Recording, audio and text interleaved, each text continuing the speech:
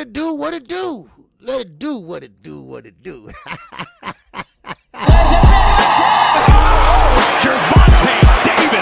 I'm definitely face of boxing. Absolutely.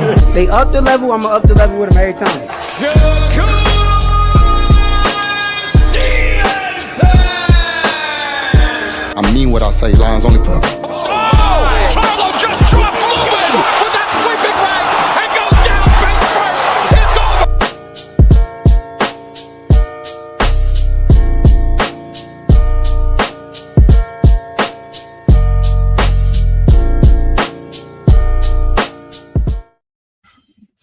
What it do, everybody. Welcome back to another edition of the Morning After Show. You got your host right here, KQKC, and also your host, none other than Knockout Boxing 86 TV. What's going on, Knockout? Oh man, same old, man. Ready to talk about the hottest topics in boxing, and you know, wasn't much going on this weekend, so just looking forward to having another good conversation with you, man. And salute to you, man. How you doing? Man, I'm doing good, man. You know, it's been hot, cold here, hot, cold. You know, I ride my bike and I had this helmet on. It's just so hot, but I get a ticket if I don't wear it. You know, and it burning my head. You know, and man, so man. But anyway, let's see you all in the building, and since you all been waiting, we can get started. All right, we got all things up in here. We got David Toussaint up in here.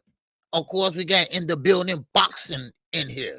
We got my man AK Akilo Nature in here. We got hardcore casual 254 is up in here. What's going on?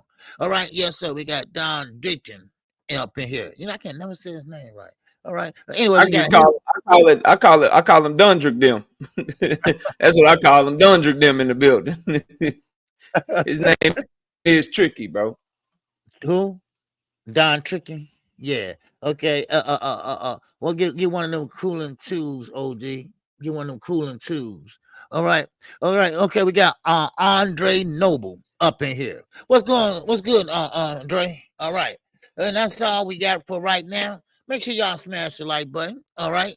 Show Knockout and me some love today. All right. Yes, sir. Okay. What you got on the agenda for today, Knockout? What we got? Oh, he popped out for a minute. Okay, don't worry. That's usual on Sundays. That's usual on Sundays, though. But that's okay. We're here. I'm here.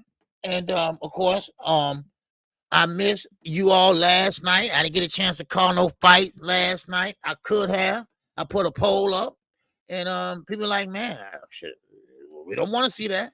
We don't want you to call that, you know. So I didn't. And so what I did was I left out and went out. What's going on, Bruce Gas? What's going on? Salute to you, my man. All right, what's happening? Man, it's been a lot going on in the sport of boxing. I mean, it's been some love and hate. Okay, like Abdullah Mason, Gervonta Davis, Shakur Stevenson. Man, it's been a lot going on. It was a joke fight. Yes, it was. This is why I'm saying, Bruce. That's why I do not call exhibitions. All right, I call real fights. Now, shout out to Floyd Mayweather, though. I will give it to him that, okay, you still going and you still doing exhibitions, you still getting paid. Okay? Now, but still in all, I mean, sometimes you got to, know when to say, uncle, enjoy your life. Enjoy your fruits of your labor. Or you might find yourself coming up short. Okay? So, but Brandon House, what's going on? Big Block, what's happening with you? All right, salute to you. All right. So now, okay, here comes KO now. All right, let me get him back in here.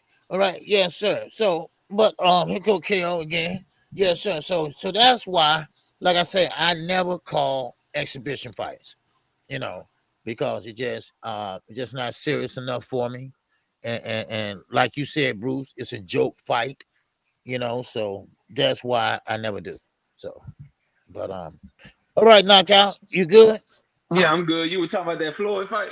Yeah. Yeah, man. That's why I said wasn't a whole lot going on, man. I agree. I heard the tail end of what you just said. I feel like as a boxing fan, it's my duty not to support stuff like that Right. because it's not good for the sport, man. It's not something that I'm interested in or that I want to see or that I think should be people should be tuned into, to be honest with you. So yeah, that was a clown show last night. I did get a chance to check out Carmel Moten, which was a good fight on the card. So it's some other good fights that was on the card, but nothing too serious to where I wanted to watch that or follow that either. So I agree with what you said, man. Yeah.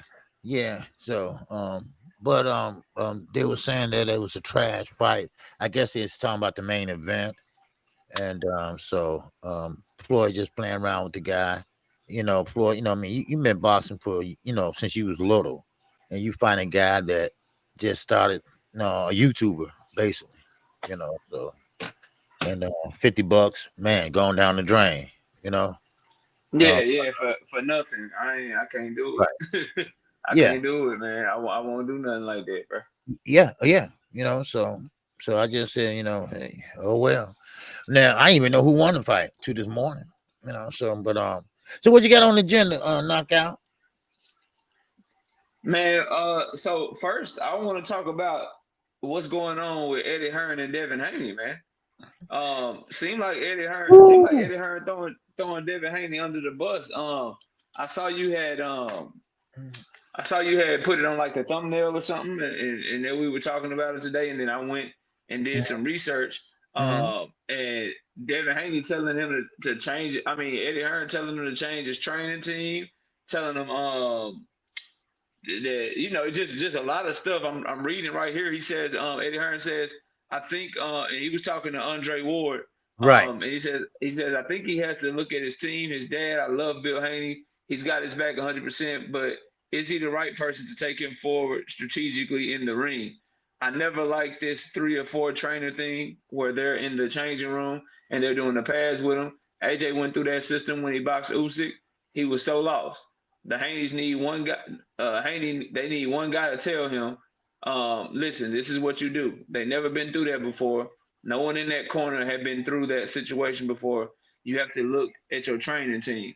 Bill has done a great job for Devin on the business side. He's made him a lot of money, but now the strategic play, I think business-wise, Bill is going to get the best deal with Devin. So he's saying that it's time for Devin to fire Bill. And he said a lot more, but we can focus on that first. What's your thoughts on Eddie Hearn after all this time working for Devin Haney, singing Devin Haney's praises, and promoting him? Now it seems like he's kind of flipped the page on Devin and he's done with him, so to speak. What do you think of what Eddie had to say, man? Well, first of all, that goes to show you that what I said was right. This was about a year ago.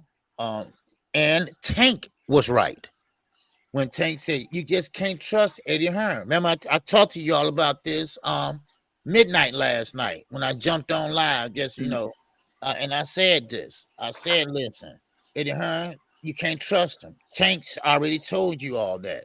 He was gonna let Conor Ben fight on the influence on PEDs. You just can't trust him. And now Devin Haney is about to find out. He's finding that out. Eddie, we haven't got into it, but he said a lot more than just that. And now I see he's kind of comfortable with Eddie. I mean with Devin. And he knows that Devin really don't have nowhere to go as far as dominating anywhere at 140 or 147. So now he pretty much trying to run his team. Because see, Eddie is running capacity as a co-promoter. Now, he said Devin Haney is a promoter, but he's not a real promoter. This is his word. Devin's not a real promoter. I mean, he acting like he's a promoter, but he's not one. But so he looked at Eddie as a co-promoter. All right. He popped out, y'all, but he be back in. All right. He looked at Eddie as a co-promoter, y'all. A co-promoter. I mean, so Eddie is trying to pretty much tell all, and be all. That's what he's trying to do. So, but Devin, he's kind of pissed off right now, and I don't blame him because he's going through a lot right now. And Eddie said himself that after that, I made a joke about it, but I don't think I'm gonna joke about it too much no more. About Eddie Hearn, about the beatdown from Ryan Garcia because he's going emotional things right now, and this is Eddie Hearn saying this. He's taking it real hard, and then of course after his how he act after he got his old back. Then Preston want the old back, then want it taken off of YouTube. It left a bad taste in a lot of people's mouths. And now, he's really feeling it. And Eddie said he noticed that. So sometimes, you just can't joke about certain things, especially with his mental, Yeah. So, Yeah. yeah. So when I think about those comments, because I got the other comments too, but I wanted to speak on them separately. But what I think specifically about what he said about Devin needing new people, needing a new trainer, and things of that nature, I don't think it's so much that Eddie Hearn is wrong. I think it's more so that fight fans, and then Devin Haney and Bill Haney themselves, they don't feel like it's coming from the right person. Like it just sounds weird coming from Eddie Hearn because Eddie Hearn is a guy that's been backing Devin for the last 4-5 years. You know what I mean? Just singing his praises, talking great about him, promoting him, so forth and so on. But I think Eddie is showing that his loyalty is not necessarily to Devin and Bill. He just thought he could make money off of them. And now when he sees that Devin may be going the Riyadh season route, or he may go mess with another promoter, as you can see, he didn't even bid on the fight with Sandor Martin.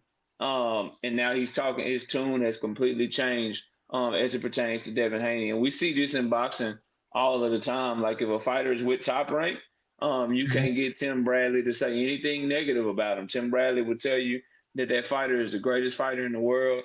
Nobody wants to fight him. And then the moment that fighter leaves Top Rank, Tim Bradley's attitude towards them changes drastically. I mean, I just listened to Eddie Hearn a couple of weeks ago, or that might have been, I listened to Tim Bradley a couple of weeks ago, or that might have been last week, where he was talking about Canelo Alvarez is ducking Christian Mbile now. Now, nobody believes that because Mbile just finally got on the scene. He's making a name for himself. But since Mbile is now fighting for Top Rank, you're going to get Tim Bradley singing his praises, acting like he's the best fighter in the world. And I think that's what Eddie Hearn was doing in regards to Devin Haney. Now, in terms of the content of what he actually said, like the actual message, you know me, I've been saying that about Bill Haney for forever now. Like I think he's done some good things for Devin business wise. I think that he's a good father, obviously, raising his son to be as successful as Devin has been. However, when it comes to being a trainer in the ring, making adjustments throughout the fight, he's going to be at a disadvantage for the rest of Devin's career in terms of in the corner. Like Devin Haney, if he doesn't change trainers, if he doesn't get someone else in his ear other than his father, every single big fight that he has, he's going to be at a trainer disadvantage in terms of the preparation, in terms of the adjustments, the instructions in the corner. He's just going to be at a huge disadvantage if he continues to allow his father to be his lead trainer. It just is what it is. Bill Haney has no experience outside of Devin. There have been multiple times that we've seen in big moments he didn't have any adjustments for Devin. He's highly emotional leading up to the fight, which makes Devin a highly emotional fighter. And people always talk about the game plan and how Devin approached Ryan Garcia. However, that has a lot to do with his father telling him he's going to send him in there to kill him, talking about knocking him out, being an emotional leading up to the fight, not being more even kill and not sticking to the game plan. And then what happens? Devin goes in there, tries to keep the words of his father, and we all know what happened in that fight. So I think Devin does have to take a step back. He's a grown man. He's 25 years old now. He has to make some decisions that's best for him because we don't want to joke about it, obviously. But at the end of the day, he's the one that's in there taking that ass whooping. He's the one in there that's getting beat on. So if you're the one getting beat on, if you're the one that's taking and delivering punches, and then you got to make the decision that's best for your career. And as a multi-million, if we take the fact that he's Devin's father out of it, Devin Haney is a multi-millionaire and one of the highest paid fighters in boxing. He owes it to himself. He owes it to his career, and he owes it to his fans to go get the best possible trainer that he can get. He should try to find the best fit and the best possible trainer that he could have. And But if he's not doing that, he's not doing what it takes to get the most out of his career and be as successful as he possibly can. So that's what I think about it, man. now let me ask you this, Knockout. Do you think that he got to get a trainer? But see, this is the thing about it. You just can't get any old trainer, right? Because you got to get someone that, because they got to be bothered with your father. And Bill's going to have a couple words to say.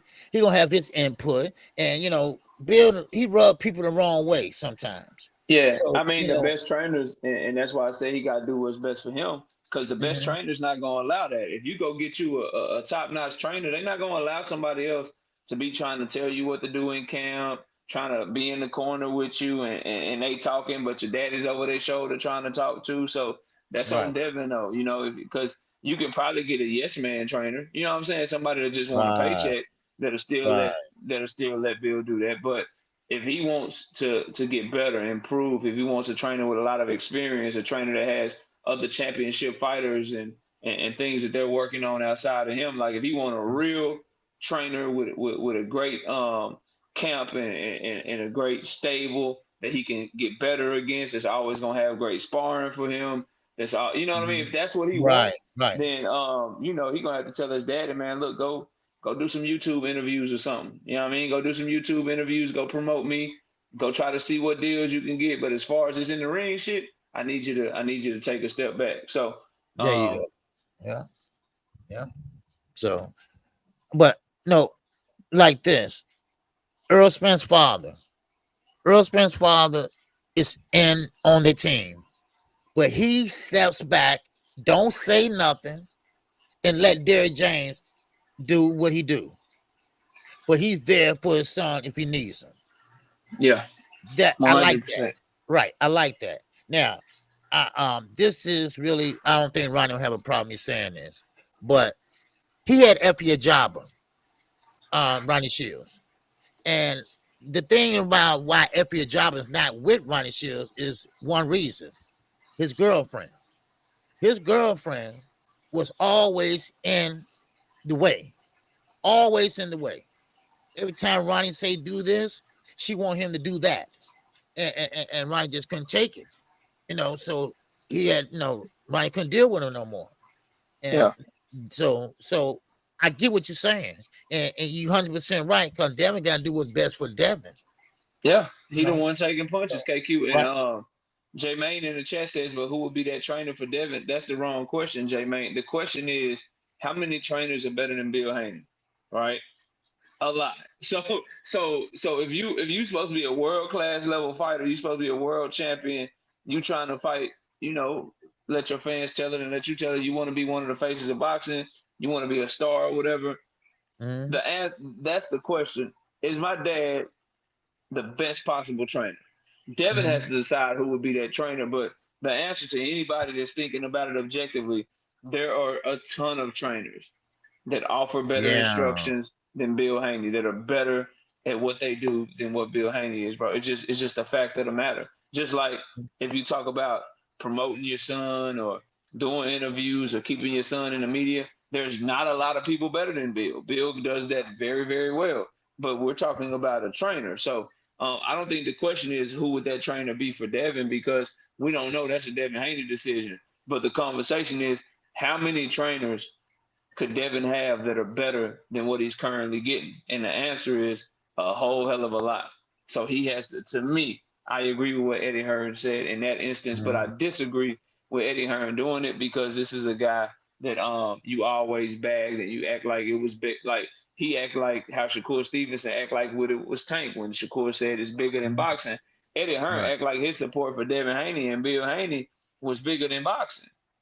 Right. Yeah, Yeah. like he act like he loved him so much it was bigger than boxing. Like it go deeper than that. But it turns out, hate that Devin Haney and his fans had to find out this way. Turns out Eddie Hearn was what you said. Tank said about him. Just a Yeah. snake in the suit, trying to get money off you, trying to do what he can to just do his job. But once it comes time to really show that support, when you have a Right. little bit of trials and tribulations, he throw your ass under the bus and he on to the next. And I don't Yeah. find it a coincidence at all. KQ, ain't it funny that the moment that he gets Shakur Stevenson, he start talking like this about Devin Haney. Yeah. the moment, I know. I the know. moment he gets Shakur, now he talking about Devin like this. So Yeah. it's a cold world, man. Yeah. It's a cold world. That's all I got on it though. What Yeah. you got anything else on that? No, I just want to say shout out to Alan Salton in the Cash App. All right. I appreciate you, bro. All right. And check your Cash App. No, knockout. I will. I'm doing it on my phone. So, but salute to the Okay. homie Allen, man. I appreciate you, bro. And Yeah. yeah, that's really all I got on it. Let me read. I got some more here. Hold on, Okay. my stuff's just tripped out. Let me find it. So he said Eddie Hearn said some more about Yes, he did. I was looking at about the what. interview. Yeah. Yeah. He said some more about Devin Haney and his comeback and And the all of drug that stuff test. and the Yeah. drug test and all of Yeah. that. Do you have those comments, or do I need to find it for you? Well, I know it already. I don't Okay. have it written down, but I know. Oh Yeah. yeah, go ahead and go over it real quick. What Okay. Well. let's do that. Let's do that subject. Go ahead. Okay. Well, first of all, Eddie Hearn believes, and Andre Ward agreed that Ryan Garcia was taking those PEDs, Oshirin, to lose weight. He wasn't trying to get an advantage. This is Eddie Hearn. Eddie Hearn said, "I've been through 50 something of these drug tests and failed drug tests, and now all of a sudden, Devin, like, hey, Eddie, how you gonna do me like this? And so Ryan, he's pissed off right now. But Eddie said, listen, it was just he was cycling off of it. And when you cycle off of it, a little bit come out at a time because your muscles, it's in between the muscles or something. Eddie was trying to explain. We all been through this already, but Eddie believes that Ryan wasn't cheating. He pretty much took up for Ryan. Well, Devin didn't like that. Devin didn't like that at all. So therefore, Devin had a lot to say. And of course, Eddie believed, and Andre Ward agreed. Yes, that's how you do it. That's how Ryan was trying to do. And he said, because he passed the drug test in the middle of training camp. And he ended up popping dirty afterwards. So basically, that what happened, And he said, listen, look, he's not a trainer. He's not a Devin is not a promoter. He called himself a promoter, but he's not really a promoter. So that's why he works in the capacity of a co-promoter. So Eddie's whole attitude has changed since Shakur Stevenson has stepped in the door. Now, I call Eddie Hearn, as you saw that thumbnail, it's a safe haven for fighters that don't get the big fights. Now, he was all with Devin Haney one while, just taking up for him because he thought he could make him a star. But he found out it's not that easy. It wasn't going to be that easy. Only one that he's devoted to is Anthony Joshua, in my opinion. And Gervonta Davis is right. You cannot trust Eddie Hearn. Did someone told Tank, hey, Dylan White was dirty and get ready to fight. And of course, everybody remember that press conference with him and Frank, and he said about Eddie Hearn. So it's no secret. Knockout. So he said that first. Yeah, I just read it while you were talking about it, bro. Eddie Hearn, I'm so glad that I'm a good judge of character because I've never liked Eddie Hearn, and he just keep proving me right about why Yep. not. Like to go to turncoat like that, and then to hear Andre Ward agreeing with him and shit. Like, Yeah. bro, he legit like, yo, hey Devin, I got Shakur now, dog. hey, I got Shakur now, dog. Hey man, and guess what? You might have a 1-fight deal or whatever. Right. Left with me, or you might be free and you might be fighting Ryan. And my boy Turkey got that Riyadh season Golden Boy deal. He got his deal with me. I ain't really got no allegiance to you, Turkey, pouring in this money. So look, man, I'm backing Ryan, bro. I'm backing Ryan now. Yeah. I'm on Ryan. Yeah. I'm on Ryan's side, dog. That's crazy to make those type of Man. excuses and to just all of a sudden be on Ryan's side. It seemed like just yesterday he was like, yeah, I'm here for this Devin Haney Ryan Garcia fight, not as a promoter, but because I support Devin, and Devin asked me to be here. To go from that to this is crazy. And then what he wants people to forget, and what people are choosing to forget, like all of that stuff, it sounds good. Like, oh, he was just taking it to cut weight. He was just trying to cut weight. Well, cutting weight is one of the hardest things you can do in boxing when you're preparing for a fight. So that's cheating, bro. Like, I don't care why you think he took it. That is cheating. Like, he's getting an advantage of not having to work as hard to cut weight, not having to kill his body as much, because whatever it was that you think he took, if that's why you believe he took it, is allowing him to cut weight way faster at a way higher rate than what he normally would be. So that's still a cheating competitive advantage, bro. And then I don't even buy it because of how much he missed weight by. He missed weight by the perfect amount to where they wouldn't call off the fight, but they wouldn't make him miss weight anymore. I mean, cut weight anymore either. He missed it right under the threshold, because if he had missed it by less than 3 pounds, they'd have made him take that 2 hours to cut all the way down to 140. If he'd have missed it by over 3 pounds, they would have called off the fight.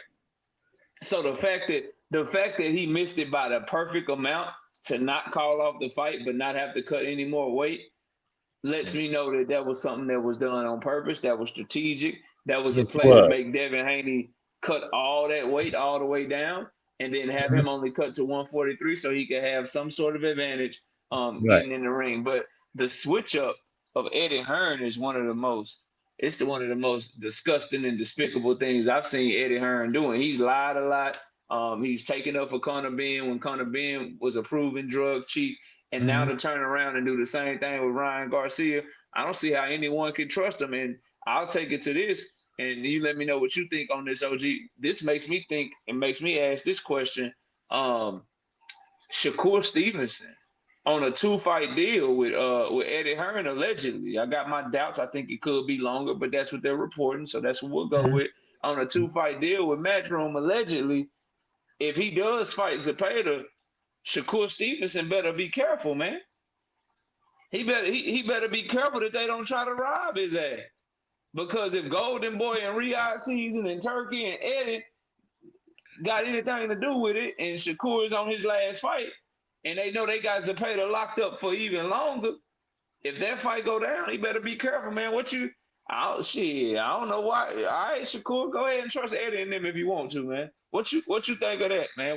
Does that cross your mind at all? Oh, yes, it do. Good morning, Miss Knockout Boxing. One thing about it is, everyone that goes over to Dubai, because that's where the fight is going to take place, it don't turn out good. It doesn't turn out good. That's why Floyd said what he said. Be careful. Be careful. Now, Shakur going over there.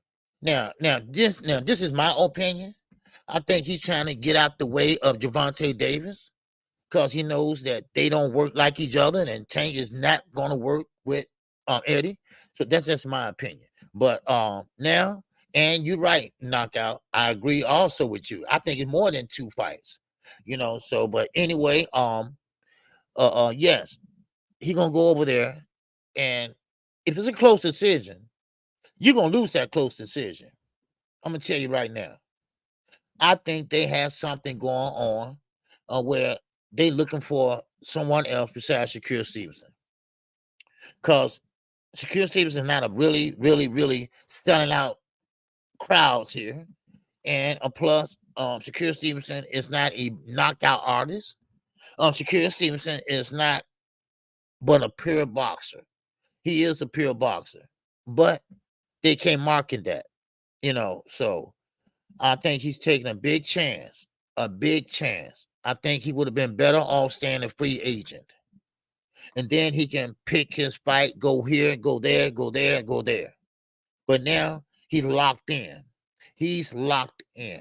And that belt will be up over in Riyadh or whatever, Dubai. So, yes, he made a very big mistake. And this is where I don't understand, Knockout. Where's Jay Prince at with all this? Why you not saying that you're supposed to be the best at to do it? You're supposed to be the best managing businessman around. And now you're going to let a fighter, sign with Eddie Hearn, and knowing that you're a top-ranked guy, I don't get it.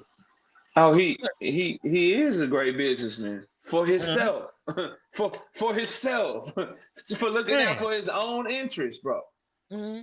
So, like, you think he care? He not the one that we're not talking about. Jay Prince fighting Joe Cordina, man. We're not talking about Jay Prince pulling up a fighter that just got knocked out. We talking about Shakur Stevenson. He ain't got to take no heat. All he got to do is sit there and collect his little 15%, 20%, whatever it is. See, the thing with Shakur Stevenson is dangerous when you got Josh Dubin as a manager. He taking money out your pocket. You got Jay Prince as a manager. He taking money out your pocket. So what they want to do, they're going to try to get you as many fights as they can with as much easy money as they can because they both want their cut. They both want their cut. You know what I mean? So of course they good at looking out for them. And if you Jay Prince, like, you don't really care about Shakur, somebody to put it in the chat, bro. You got Abdullah Mason. You got more fighters than him, bro. I think Tiger Johnson is one of his fighters. Like, he got a ton of fighters that's still coming up, getting bags. They can replace him in or around those weight classes that Top Rank gonna look out for, that he got signed to Top Rank, bro. Man, I didn't know he had Abdullah Mason too. Okay. Yeah, bro. Wow. Yeah. Wow. So when you look at it from that perspective, he looking at Shakur like, yeah, bro, go get that bag. Go get that Saudi Arabia bag, because they gonna criticize you. Right. They ain't gonna criticize me.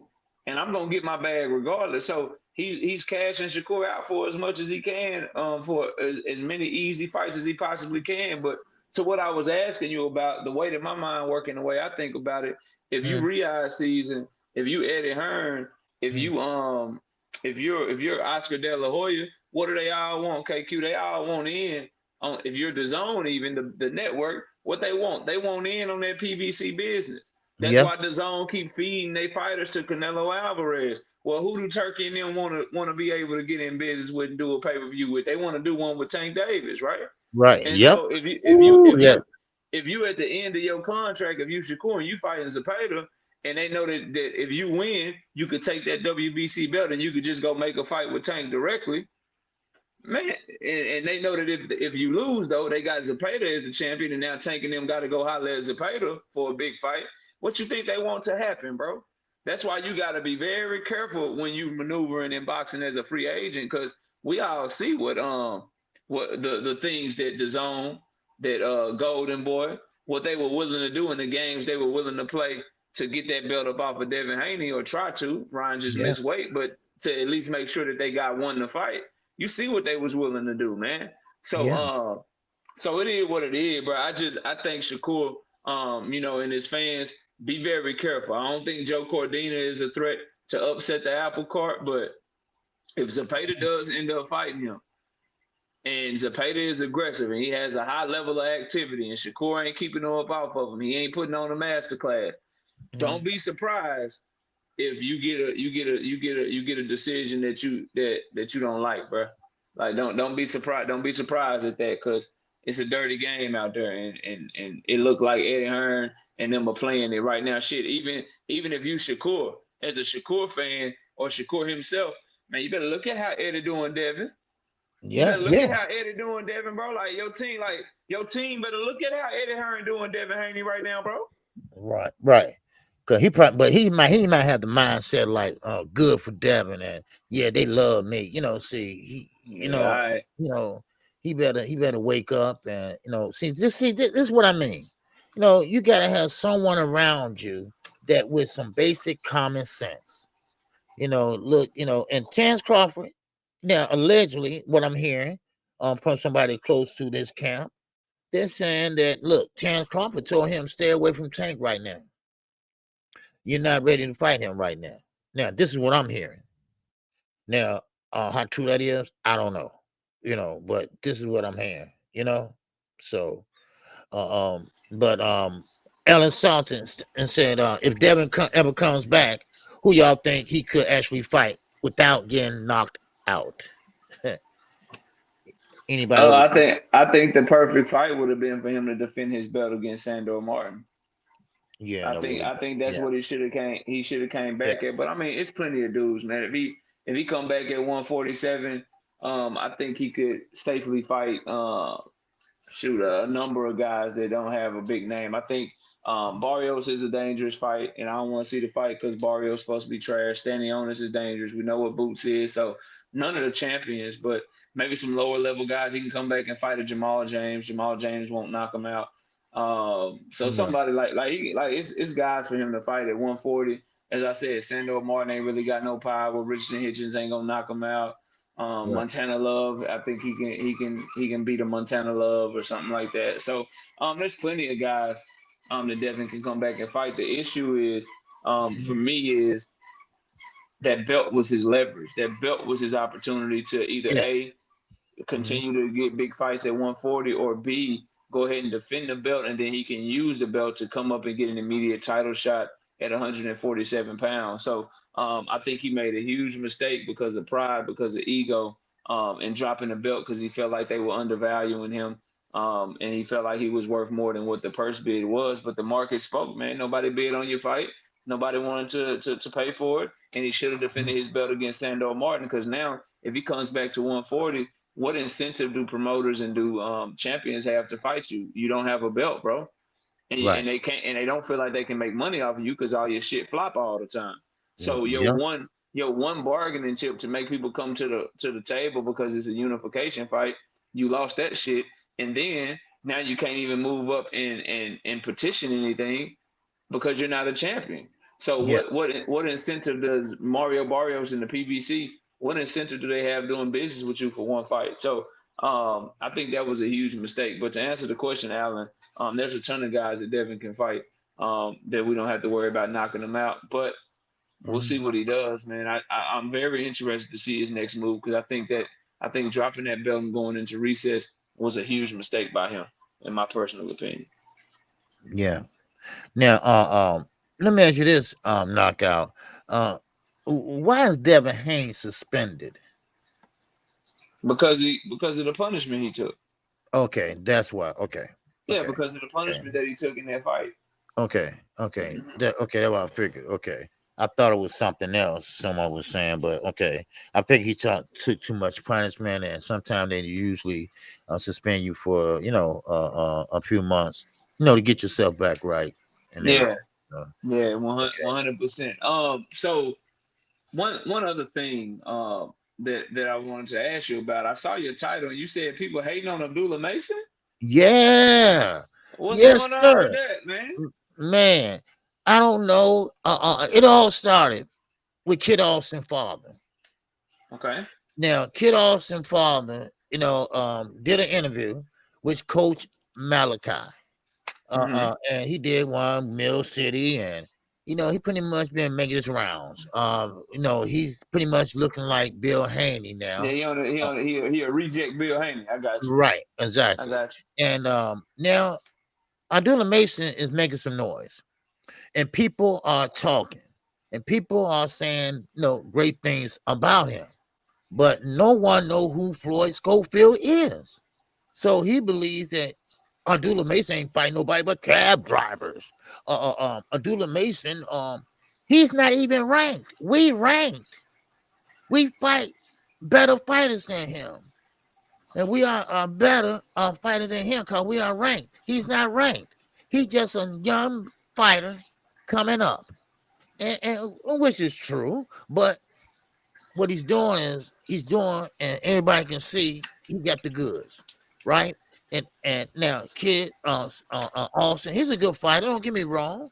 You know, it's just that Oscar's not promoting him right because people just don't know who he is. You know, that's all. But of course, Schofield Senior believes that Abdullah Mason is just a hype job until he fight a big competition, and then everyone will see that he ain't that guy. You know, but I beg the difference. I really do. Yeah. You know, I Yeah. beg the difference. Now, now he's not the only one been saying this. You know, and I say, well, you know, this is how it starts. You know, now Abdullah Mason, you know, for his credit, he haven't said a word. He's humble, and he need to stay that way. You know, don't buy into it. You know, don't buy into it whatsoever. And he's not. You know, he keeping his head focused, head down, and doing what he's supposed to do. Now, Kid Austin father, you know, he brings up the rankings and things like that. I mean, we know how it works. You know, no, he's not ranked Abdullah Mason. But of course, he's like a prospect, whatever, coming up. But top rank, like I said, he fought 4 times this year. He said, well, Abdullah Mason ain't even fought 10 rounds yet. We've been fighting 10 rounders, you know, and he's getting too emotional, you know, after he got through cursing out Coach Malachi. Not cursing him out, but really going into it. You know, they got into it on the interview. And but you know, you can't say Kid Austin is the best fighter at 135. You know, and he believes that his son is. No, we don't. You know. No, we don't. No, we don't. And No, we don't. he said, You know "Coach, what? You know what? You know how you don't believe it? huh? When your son was free and he had offers to go to Top Rank of Golden Boy, and you know Golden Boy ain't got no fighters, why you signing the Golden Boy? Right. That's If what you I'm really saying. believe, if you really believe what you're saying, why he a Golden Boy fighter when you know they ain't got no fighters over there? Right. That's what I don't understand. But he claimed that Oscar said, we'll make your son a star. We're gonna make him this and that. And I know he's a smart man, and I know damn well he didn't fall for that. Yeah, You know. and also, so he talking shit about Abdullah Mason. I heard him Mhm, talk shit about Shakur Stevenson. I heard him mhm, talking. I heard him talking about Keyshawn Davis. I heard him yeah. talking about Tank Davis. You heard all that, right? Yes. Mhm. Your son really like that? Cool. Why y'all ain't calling out the fighter that's right there on the Golden Boy? Why y'all don't want no Williams to pay the smoke if he really like that? Right. That's what I It's said. it's a fake campaign. We've seen Mhm, this before a million times. Oh, I'm the guy. I'm gonna go on social media. I know my son ain't got no name. I'm gonna call out all these fighters that sign all these different promoters with fights that I know not gonna happen no time soon to build up my son's name. mhm. I'm gonna keep doing that shit, and then my son gonna fight another handpicked, handmade opponent brought to you by Golden Boy Promotions. Man, we've seen this before. Mhm. That's why I like listen. I told when people first tried to put me on Floyd Schofield and I watched them fight, I'm not sold. And this ain't got nothing to do with Abdullah Mason. Obviously, I think Abdullah Mason dog walks in whenever they do fight, but that's a Mhm. completely different conversation. Like all of this, oh, he ranked, he this, he that. All right, cool. He ranked number 2 in the WBA, no problem.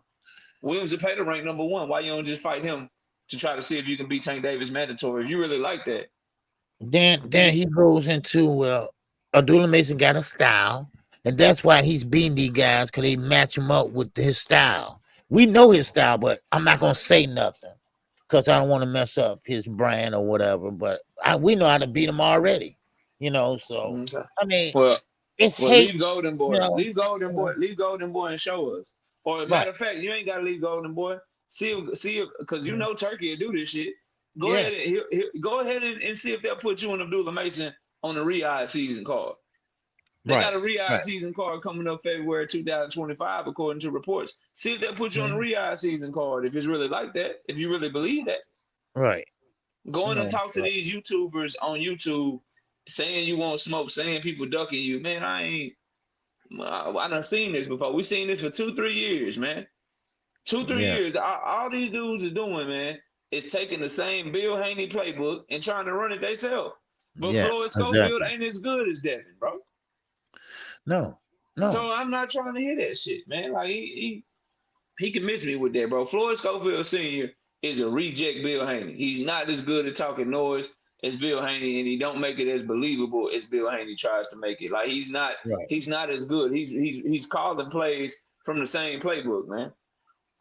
And I see that, and I can't rock with that, man. I think he's just clout chasing these dudes. He don't really want to fight them, because at the end of the day, Top Rank was trying to get him. And you saw who Top Rank had. You saw Top Rank had Keyshawn Davis. You saw they had Abdullah Mason. Shakur Stevenson is over there. Lomachenko is over there. Barinchik is now over there. Like, they got all of the smoke at 135 pounds you could possibly want if you really believe in yourself. They still got Teofimo, Raymond Muratalla. They got a lot of smoke from 135 to 140. You went and signed to the promoter that has a reputation for not being able to promote fighters that look like you from an ethnicity that you have, and a promotion that has literally nobody for you. And the one person they got for you, William Zepeda, you and your daddy ain't called that man out not one time. We don't believe you. You need more people. We do not believe you, bro. Yeah. At KQ, I'm gonna go run that. Okay. I'll be right back. All right. Okay. Yeah. Okay. All right. So now, I don't know what knockout. He'll be right back. He got to handle something real fast. So y'all got me. All right. He'll be right back about 5 minutes. Okay, or 10, something like that. But anyway, listen. Bruce Ennis. All right, Brian Norman Jr. Let's see it. Right now, Jaron Ennis believes that they don't want the fight. Well, Brian Sr. said, yes, we do want this fight, but we were trying to negotiate. All right, All right. Yes, sir. That was fast. Nah, my wife came in here. I didn't know she had woke up, so she gonna take her. We good. Go ahead. I'm listening. Okay. No, I was talking about Brian Norman Jr. and Jaron Ennis. They are pretty much going back and forth. Basically, Jaron Ennis.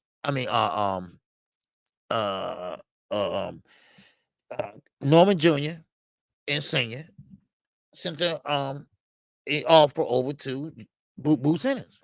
And Bruce Ennis basically said, hey, look here, and wrote down on the term sheet what's the terms and whatever. And of course, Brian Norman Sr. said, hey, look, we'll fight you in your own hood. We'll fight you in the backyard. But Jaron took it as they don't want the fight. They backed out of the fight. But he said, no, we were just trying to negotiate. That's all.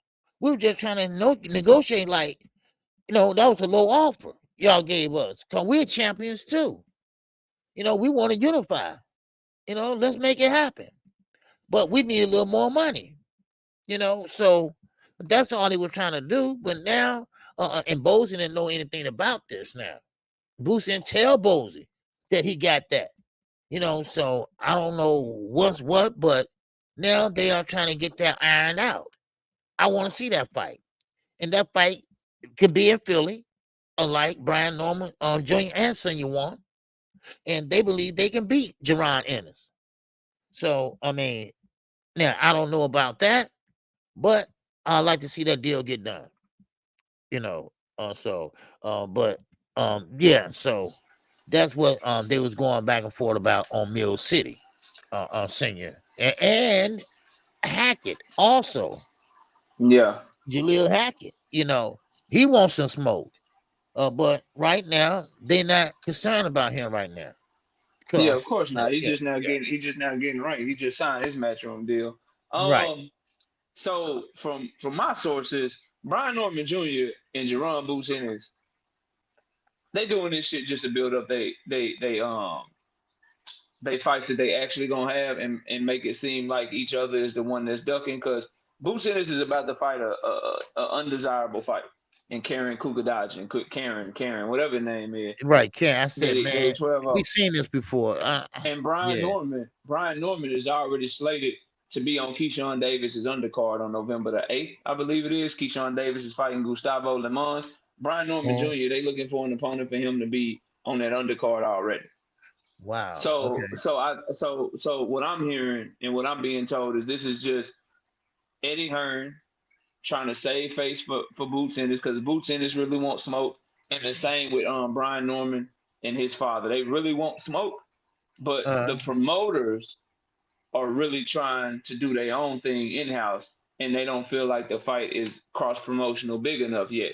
So they're trying to appease Boots and Brian Norman, but at the same time, they're getting misinformation. That's why you're hearing stuff like Bozy don't know about the offer. That's why Brian Norman Sr. is like, yo, we sent a counter offer back, and the lawyer's like, oh, we didn't know we got a counter offer. Let's check it out. Like, it's all bullshit, man.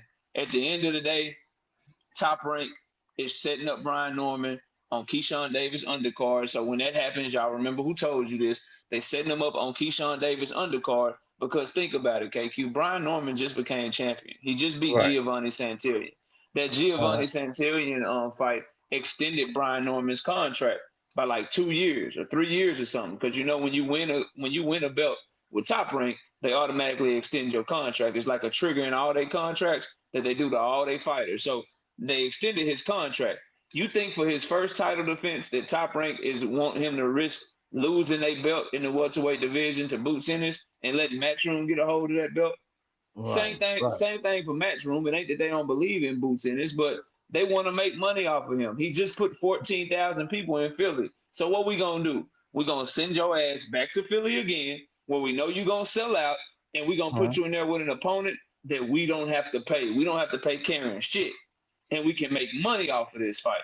So the Matchroom guys and the Top Rank guys are feeding Jaron Ennis and Brian Norman Jr. a bunch of BS. Trying to appease them because these are two fighters that won't smoke and want to fight right now. That's why Boots Ennis is like, yo, he turned down the offer because that's what he being told. That's why Brian Norman Sr. is like, yo, we sent the counter offer because that's what they being told. That's what they being told. But behind the scenes, Top Rank is trying to get Brian Norman to fight on Keyshawn Davis undercard, and they just trying to figure out what opponent he gonna fight. And Matchroom want that Karen fight because they know they can make money off of it. You don't got to pay him nothing but the minimum to challenge for a title. You pay Boots what you paying Boots, and you see if you can make money. Because if he put 14,000 people in the stands last time, they can put more in the stands this time. And they're looking for a way to be able to explain these trash ass fights. So when these fights get announced, you're gonna hear Brian Norman and his team, oh, we really wanted the Boots fight, but they never responded to our counter offer. So that's the only reason we fighting this opponent that y'all don't even want to see. Then when you hear from Boots' team, they're going to be like, yeah, we fighting Karen, but the only reason we fighting Karen is because Brian Norman Jr. didn't want no smoke. It allows not only Top Rank and Matchroom to kind of pass the buck at each other, but also, KQ, it builds they fight for the future. It makes fans call for it most. Now what are you going to get? You're going to get some Jaron Ennis fans. You're going to get some Brian Norman fans. They're going to be arguing on YouTube. They're going to be arguing on social media. Yo got ducking. No, yo got ducking. It's yo got ducking. And that's just going to build the fight. So that's what I'm hearing. And we'll see if it comes to fruition. I hope we get the fight. I really do because I want to see it. I think it's a great fight. Right. But, yeah, it's a good fight. But odds are you about to get Brian Norman on motherfucking Keyshawn Davis undercard, and you're going to get Boots Ennis going against Karen, bro. Yeah. That's it. That's all. That's what I'm being told is gonna happen. So that's my thoughts on it, man. Okay, y'all hit the like button. All right, I'm looking at 71 likes, and we got 152 people in here. All right, 153. All right. Yeah, smash the like. Get the likes up over 100, man. Yeah, get the likes up over 100 for sure. Get the likes up, bro. Yeah, show your love. Show your love. What's up, Joseph Jackson? What's going on, King Gucci TV? What's happening? All right, Joseph, what's happening? All right. Now, sports prediction. I see you one-on-one. Yeah, Boo just need to be talking Bud at all. No, yeah, Boost, Bud, that's a different story, and so okay.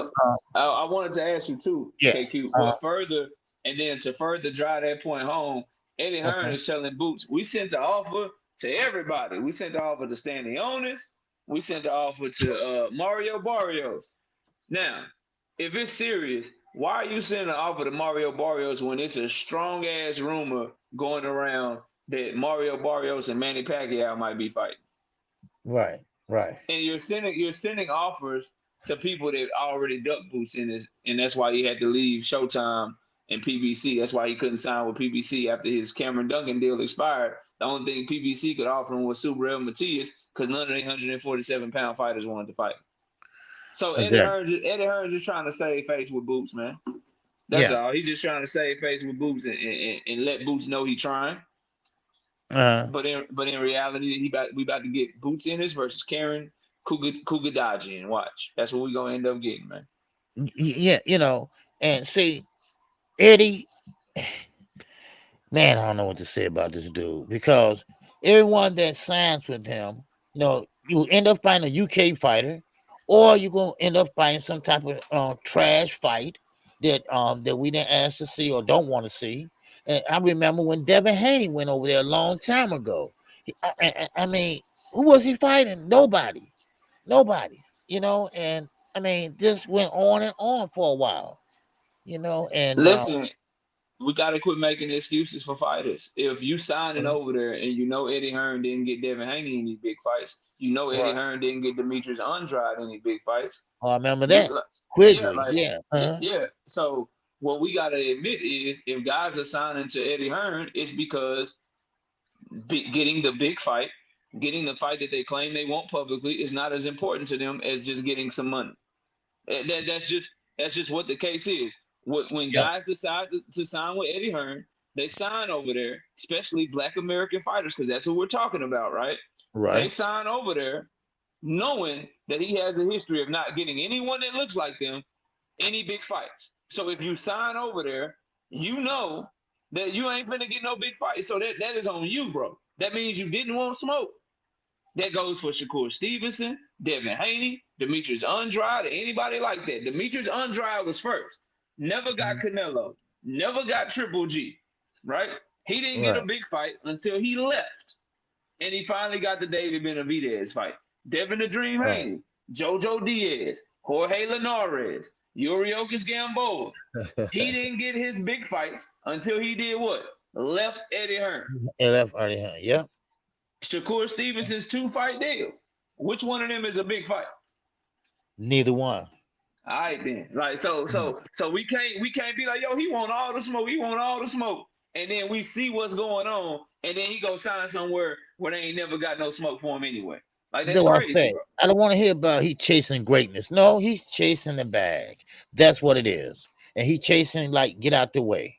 That's all. It's a safe haven for the fighters over there from fighting the big fights like Tank Davis and other fighters that will give you trouble, and that's all it is. Now they are saying knockout that 2025, the summer of 2025, the summer now, that's when they be ready to fight Tank. Well, watch what happens. Watch he cannot make the weight.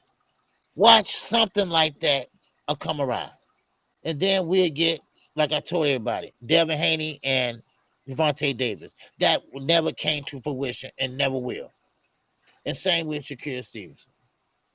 He's going to outgrow the weight because, that's a long time, in my book, for a fighter, Yeah, I hear you. I think that I'll wait to see what he does, but this first little free agency stint, trash. Absolutely trash. Like what he decided to do, what he pursued, what he went after, garbage. Absolute garbage, man. So that's really all I gotta.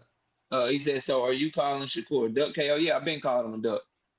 You know that. Like I bet he's a duck, bro. He's a duck, and I'll debate anybody on it. I've been cooking people on that the whole time. Not me. Yes, he is 1,000, 100, 1,000,000% a damn duck. Yes, Ben said that. But what else we got? What else do we have, man? My bad. But I would like to ask you this though. Who you think would be a good fit for Tank Davis? I think he should do everything he can to try to bring Loma back to the table. Yeah. Number one, and get that fight done. If he can't get the Loma fight done, then at that point, it's either Rayo or Edwin. And Okay. I prefer Rayo because Rayo can talk English. I know people, and he's a champion. I know people hate when I say that, but at the end of the day, you got to be able to promote the damn fight.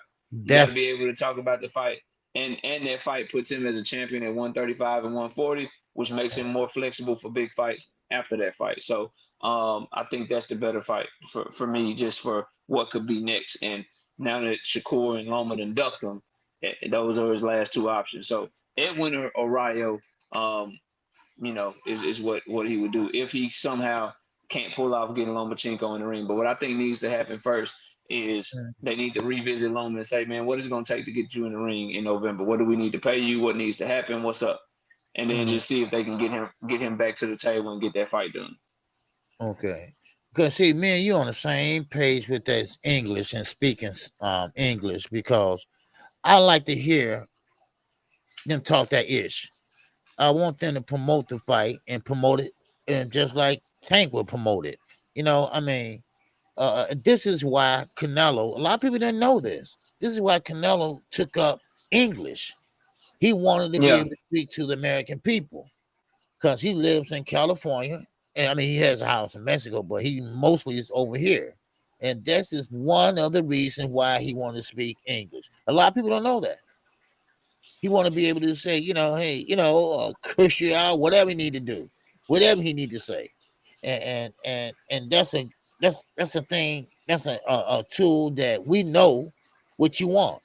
We don't want to hear translation or whatever. It just don't hit right. It just don't hit right. So I don't want to see people up there, and that's just me though, and you agree with it too. Yeah. That's just me though. I don't want to see people up on the stage where one of them talking and the other one got to ask him what he say. Exactly. I don't want to see the commentator or the moderator ask a question and then the translator got to get a question to the person and the person talking Spanish and then the translator got to say what the person said. That just killed the press conference, bro. Right. Exactly. That should kill the press conference. So that's my thoughts on what he should do next. But first and foremost, he need to go after Loma. He need to go back after Loma, see if they can get the Loma fight done. And then if they can't, then it's obviously going to either be Edwin De Los Santos or Jose Rayo Valenzuela. It's not lost on me that Edwin beat Rayo, but for what needs to be next, which is Tank getting big fights in the future, right. The Rayo fight is better because it can be bigger because of his Mexican fan base and the fact that he's a champion and the fact that he's coming off of the Pitbull win. I think that'll be bigger, and he can sell the fight better because he speaks English, and it also puts him in position to get big fights at 135 and 140 in the future. So I think of those two, it should be Rayo just based on that. But I'd be cool with Edwin or Rayo as an opponent for Tank based on what happened with Lomachenko and what happened with Shakur Stevenson. Okay. Yeah, for sure. Right. Okay. What else did we have? What else did you have up there? You had something else up here. Let me go to your thumbnail real quick. I have up there. Let's see here from fighters. Okay. Shakur. So you talked about it a little bit, but you say Shakur may never fight Tank. Right. Mm-hmm. Okay. What makes you say he'll never fight him? Well, I was just like I said a few minutes ago. The way you signed with Eddie Hearn, you signed to a multi-fight deal now, which is 2, what I hear, but that can be longer. It depends on the situation, but they are saying next summer, and anything can happen from now into next summer. Anybody could come along. Any better offer can come along, or an easier route can come along on better than this. Of course, like I say, Terrence Crawford was in his ear. And Terrence Crawford did the same thing to Earl Spence, say, hey, hold on, time out. Let me go over here, grab this bag. I'll be back. I'll spin the block. All right. Well, he spent the block, and of course, this and that. But this is not Terrence Crawford. This is Shakur Stevenson. He's younger. He's more easy to persuade.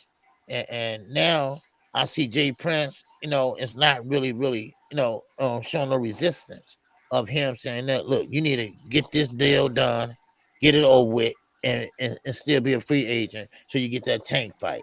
It should be easy like that, but I don't think it's gonna go like that.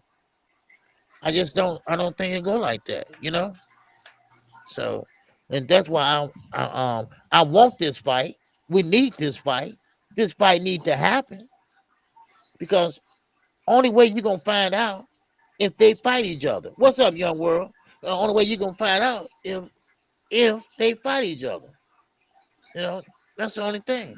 Yeah, I think they'll fight.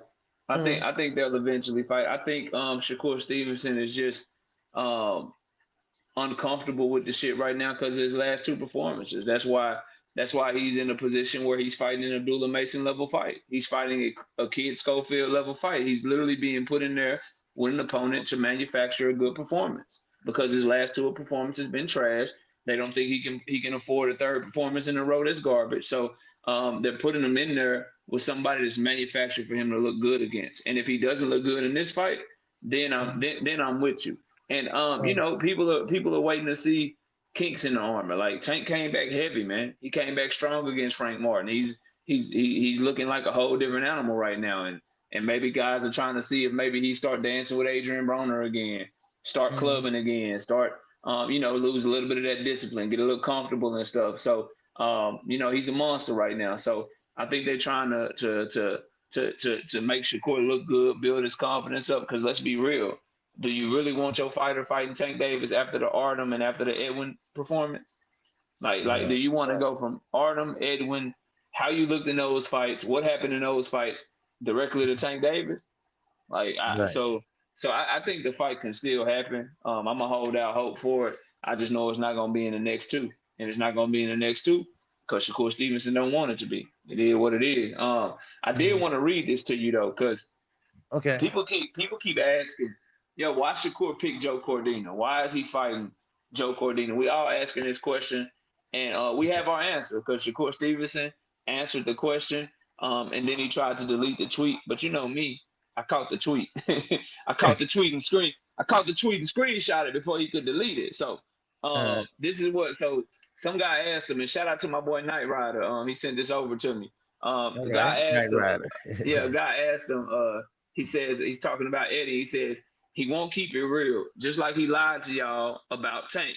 And then he says, hey, at Shakur Stevenson. So he tweets directly at Shakur Stevenson. He says, hey, at Shakur Stevenson, since you here, why you fighting Cordina who just got slept? You could have fought the person who slept him at 135 too. Or did Dubin and your folks want a good performance to bring your stock up?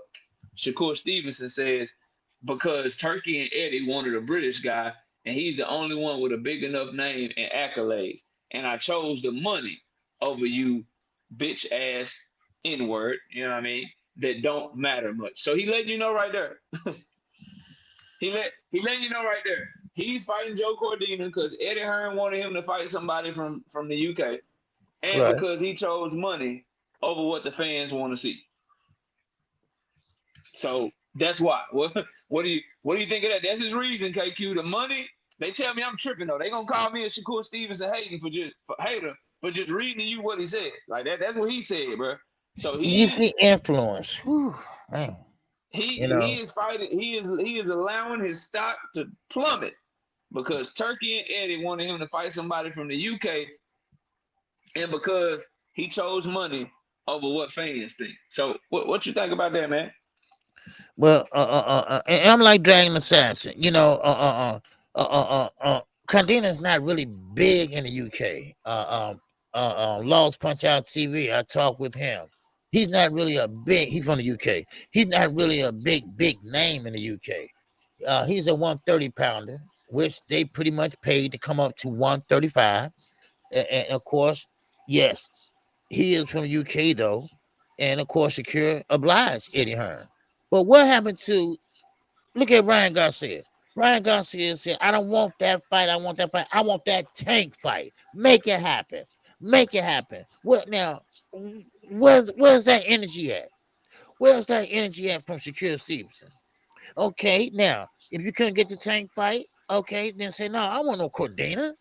He's right at 130. Look, give me somebody in my weight class. Let's make it happen. Get somebody in the top 10, at least. Not top 13 or rank 14 in the WBC. You know, let's make it happen. So what I see is they know they got I ain't gonna say a sucker, but they know that they can pretty much manipulate him. You know, and that's what they're doing. That's what they're doing, and they pretty much are gonna reap the benefits from that. Now, I hear the Shakur fans. I hear what y'all saying.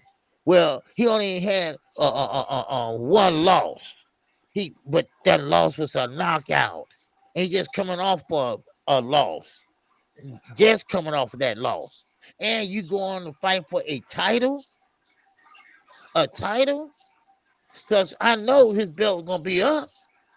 I mean, come on, really? You know, so I mean, if Shakur good with it, then okay, I'm good with it. But I don't want to hear people keep saying that. Well, you know, he got a family, he got bills, he got this. Well, we all got that. But all he had to do is wait maybe a few weeks, or not even a few weeks.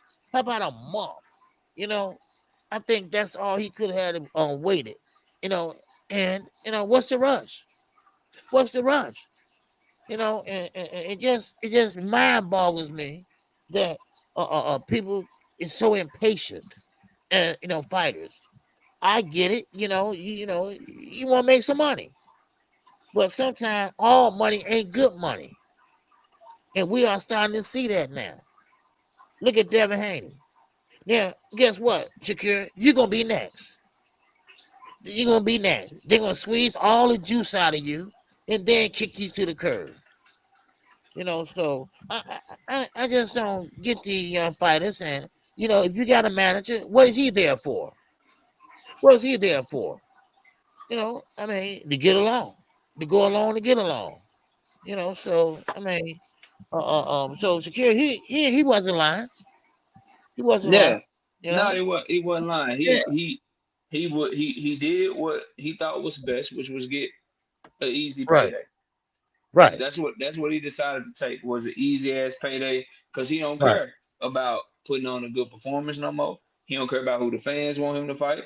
right. He don't care about none of that. And then you got Cheats in the chat talking about if he get past Cordina. Stop it, bro. Stop acting like Cordina is a threat.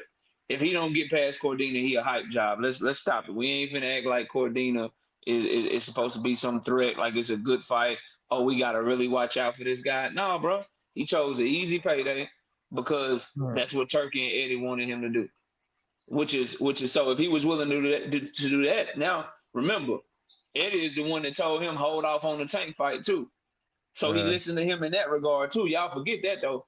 Y'all forget that Eddie told him that too. Hey, I was advised not to try to even make the Tank fight, and then he went and signed to him anyway, bro. Y'all gotta wake up, dog. That tweet tells you everything you need to know. He don't care about who he fight, bro. All that shit is a uh, facade. All that shit is yeah, fake. All he care about is that money. Can you right. get him that bag? And if the person is trash, then the person is just trash, bro.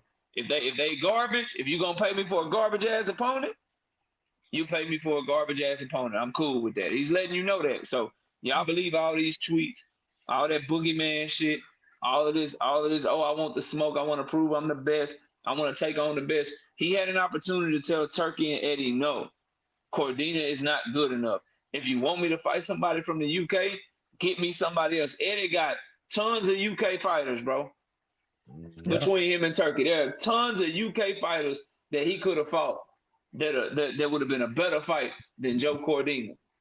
Oh And you yeah. talking about accolades. The dude is a one division champion, bro. He got the same accolades as the dude that knocked him out, bro. What are we talking about? The guy that knocked Joe Cordina out is a one division champion, just like Joe Cordina. And he talking about he fighting him because of accolades and because he from the UK. Joe Cordina ain't even really a big name in the UK like that, bro. Right. Right. So Yeah, so big man. so so y'all keep making excuses for this shit, and you know how you know he was dead wrong. What did he delete the tweet for? You can't go find it right now. Right. You can't Yeah. go find it right now. He deleted that shit because he knew it was bullshit when he typed it, bro. He ain't willing to stand on it. So he deleted that shit. Y'all, man, this is trash. It's a garbage ass fight, and fight fans deserve better, and he deserved better. You fighting on the undercard in Saudi Arabia in the desert, bro. Ain't nobody gonna be able to watch you fight, even if you do put on a great performance. Ain't nobody gonna be watching that shit. Exactly. Come on, man. I can't get behind that, bro. So that's what I think of that comment. That's what I think of the Joe Cordina fight. I think it's all bullshit, and I think that he's fighting him because he wants to. This idea that he had no other options or that it's somebody else's fault. No, he's fighting him because he wanted to take on an easy opponent. He wanted to look good in a fight, and that's why he decided to fight this guy, bro. Yeah. Straight up. So that's all I got on it, man. What do you? So I was reading something about Canelo Alvarez I wanted to talk to you about. Canelo Alvarez says that if Dimitri Bivol beats Artur Beterbiev, he would do the Dimitri Bivol rematch and try to go for undisputed at 175 pounds. Do you take Canelo Alvarez serious about that statement? Do you think he will fight Bivol again? No. I think Canelo just saying things just to be saying it. Because he couldn't beat a Bivol once, twice, 3 times. He still couldn't beat Bivol. Bivol is just too fast, changing his angles, and he's just a better fighter than Canelo.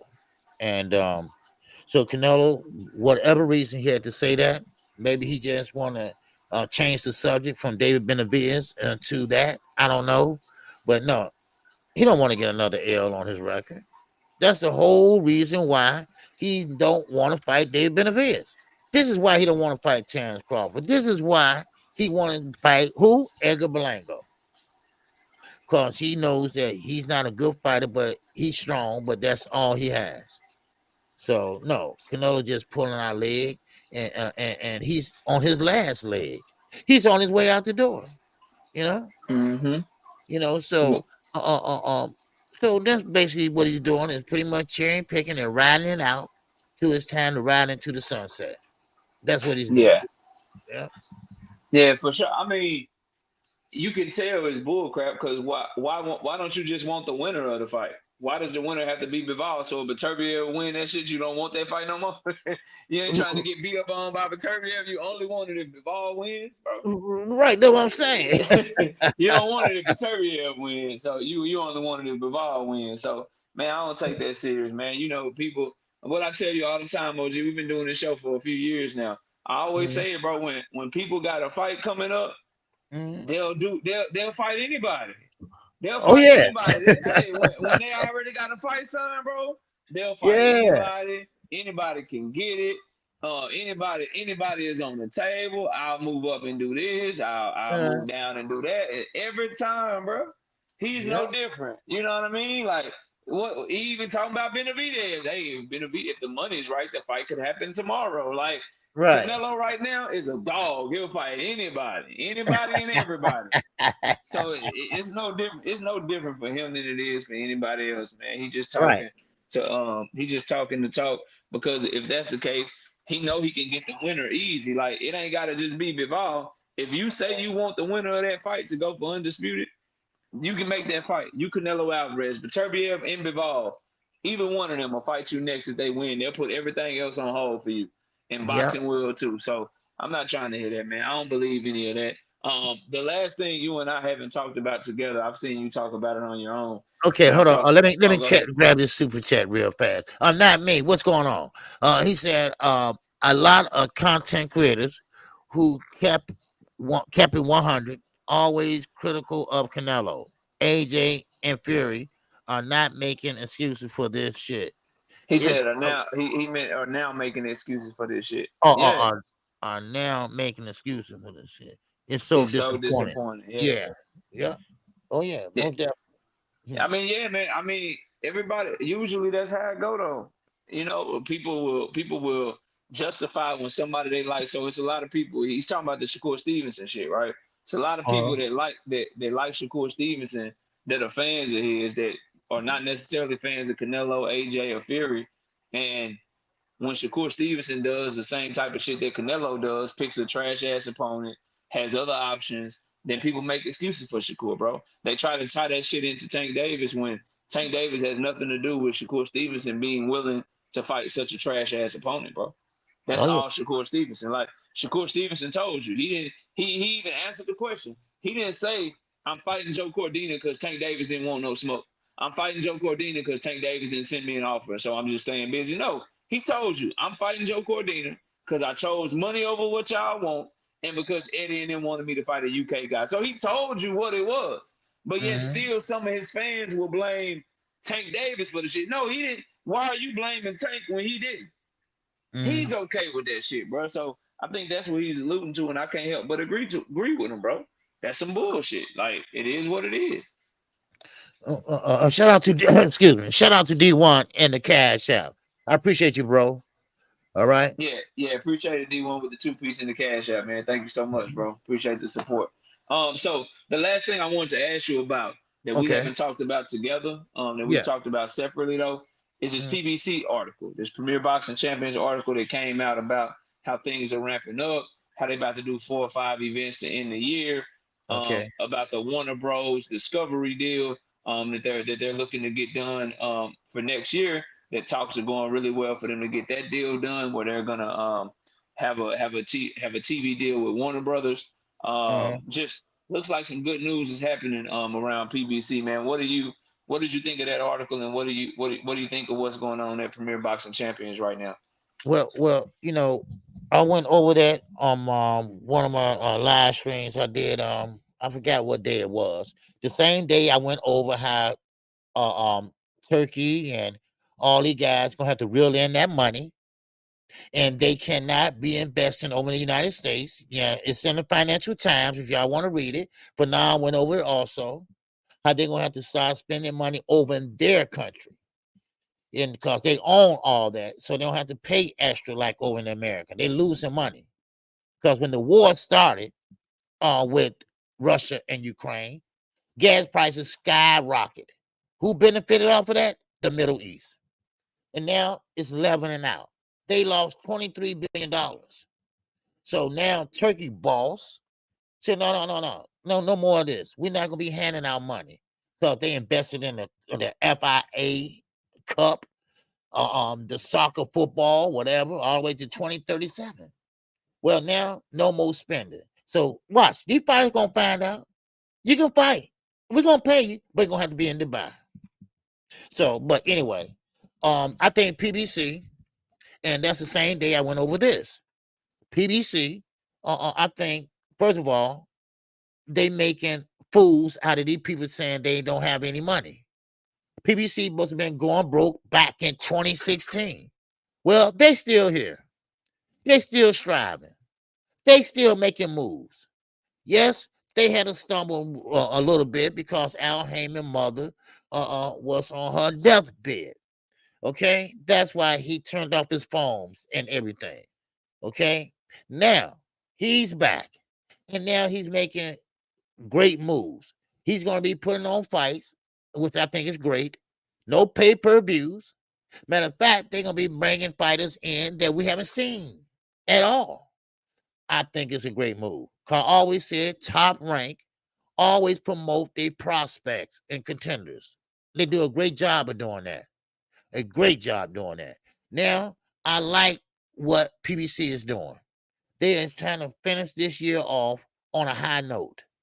So that means that next year, I think Boston going to take another step up. Now, of course, Earl Spence, David Benavidez, they all scheduled to fight this year. I think Tank Davis was scheduled to fight in November, but I think they're going to move that. I'm not for sure, though. But we still got them coming. Now, also Canelo Alvarez, because he's a PBC fighter right now. So, but I'm excited about that knockout because this goes to show you boxing, you can't kill boxing. You know, you can't kill boxing. Boxing always will rise up to the top, no matter what. And this is what I'm talking about. Now, I stated this also. Earl Spence, Terrence Crawford, Keith Thurman, Sean Porter, You know, those type of fighters, they on their way out the door. They out on their way out the door. And now we got the Tank Davises, the Devin Haneys, the Abdullah Masons, all right, the Zenda Zayezes. You know, those are the new millennium of fighters. And I think they will fight anybody. If the fight makes sense, they're going to fight. And I think we got a good crop of fighters that going to be making a move. You know, these contenders going to turn into real fighters. You know, Keyshawn Davises, you know, all of them. You know, so I can't wait to see what happens in the sport of boxing. PBC is doing a great job. They're doing a great job of bringing us fights. And I'm glad to not see everything is paid per view. Because the pay-per-views, you know, you don't have to now Amazon Prime at first they was kind of you know, they kind of like out of the loop, right? Because what I'm saying is they don't have like Showtime. They didn't have their own production company. But now PBC, what they did, Knockout, they went and got their own production company. So Amazon Prime don't have to worry about that. So they making big moves and spending big money. So I can't do nothing but, man, just sit back and watch and see what happens. You know, but I do want to see. Yeah, I'm. Go ahead. No, you got it. Finish up. You got it. No, I just say I just want to see these fighters. You know, let's make it happen. Let's see more than one fight a year. I want to see more than once a year. No, I want at least see twice a year from our favorite fighters, and I have more than just one favorite fighter. You know, so but that's all I have on it, really, because I'm excited about Yeah, it. I mean, Uh, if this article comes to fruition, uh, then it will be outstanding for the sport of boxing. It'll be outstanding for Premier Boxing Champions because if they give us another 4 or 5 cards this year, it's already August 25th. That means we got to get something in September, October, November, December. So I hope that they are able to live up to that. And also, you know, a couple of those cards are supposed to be free cards. So we'll see who they can put on it. We'll see what they put together. So I'm excited if the news surrounding what their plans are, that they're ramped up now, that the frequency is gonna pick up. If that is true, if that is what happens, then I'll be ecstatic, and I think that that'll be great for the sport of boxing. Then with their stable, because they have over 200 fighters, they got a lot of fighters. KQ, if they're able to secure yeah, that deal with Warner Bros. And they have 2 networks and stuff, then that's going to be crazy for 2025. And Warner Bros. They own TNT. I think that that'll be where they put the fights on TNT because TNT lost basketball. They're not doing the basketball anymore. They lost that to Amazon Prime, coincidentally. So we'll see how this all goes. But for me, I never understood the promotional gang banging and oh, I hate PBC. I like Top Rank better. Or I hate Matchroom. I like PBC better. I never understood that. For me me, neither. 'Cause I if like they if all of them. You know, yeah. yeah, if they gonna give me boxing and they gonna put boxing on another platform and they mean to tell me that on top of what Top Rank is doing, on top of what Matchroom is doing at the end of the year, you telling me I'm gonna get 4 cards, 5 cards on Premier Boxing Champions as well? Sign me up. Sign, Right. sign, sign me up for all of that, man. That's great for boxing. That's great for our channels. Give us a whole lot to talk about. So we'll see what happens. But for me, I'm very very excited about that article because Alan Dawson, who wrote the article, he's the lead writer for World Boxing News. He's legit. He's not one of these capping reporters or capping journalists that doesn't know what he's doing. Alan Dawson is Right. legit and got real sources. So he wouldn't put this out there if he didn't hear it straight from the horse's mouth. So salute to him for being able to get us this news. And I'm glad the last part of that is Al Heyman, man. Glad that he's back. Glad that he got his family emergency taken care of. And let's see what he can come up with. Let's see what Premier Boxing Champions can come up with to end the year because they need him back. Because if he's back, his mission number 1 need to be getting this goddamn Tank Davis Vasily Lomachenko fight to the finish line, man. Because that Yeah. would definitely make them close out the year on the bang. They got to get that fight done. They got to give Loma whatever the hell it takes to get that fight done, because it's the only fight that makes sense for Tank Davis, man. But that's all I got, KQ. I'm excited, man. I'm glad that that PBC is gonna ramp stuff up according to this article, and I hope that they're able to live up to it. Because if they live up to it and they do give us another 4 events, that'll make a total of 7 for the first year on Amazon Prime. I'm not mad at that, because the first 2, the first 3 were really good events. They made a lot of money off of them, and we'll see if they can continue to do that and continue to be one of the leaders in the sport of boxing. Definitely the leader in American boxing. So we'll see what happens, but I'm excited from what that article said, man. Oh yeah, I'm like my man David in the chat.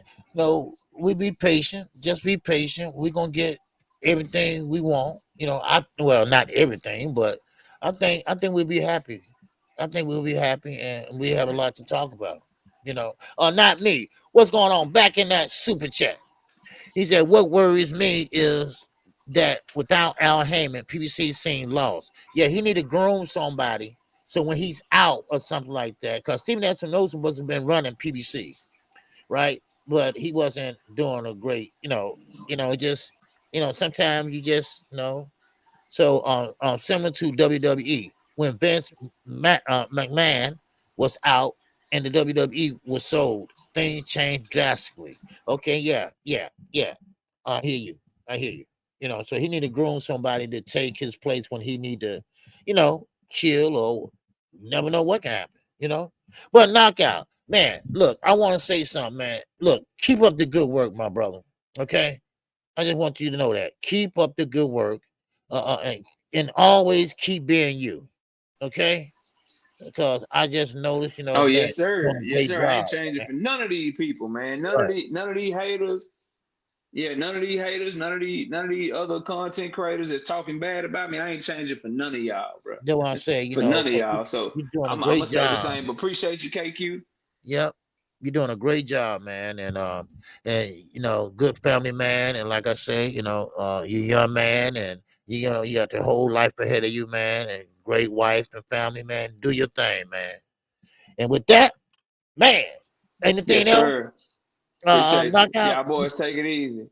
You gonna be live tomorrow? No, that's all. Yeah, I'll be live tomorrow night, 7:30 p.m. Central Time. I'll see y'all then. KQ, I appreciate you, man. Have a great evening. And y'all make sure y'all watch boxing this weekend. I'll talk to y'all soon, man. All right. Everybody take it easy and keep your head on the swivel, baby. Oh, I'm living it up. This song is dedicated to all those ballers out there and all those hustlers. And just people out there just getting their money on, you know what I'm saying? To all of you haters, just remember this. I'm living it up, y'all. In my lifetime, haters tried to put me down, telling me things I couldn't do, and goals I won't achieve. Even my best friends used to tell me that I wouldn't amount to much, but thoughts like those I could not foresee. So I'm living it up, y'all. I got diamond rings and pearls. Because I'm living it up, y'all. I got grits and pretty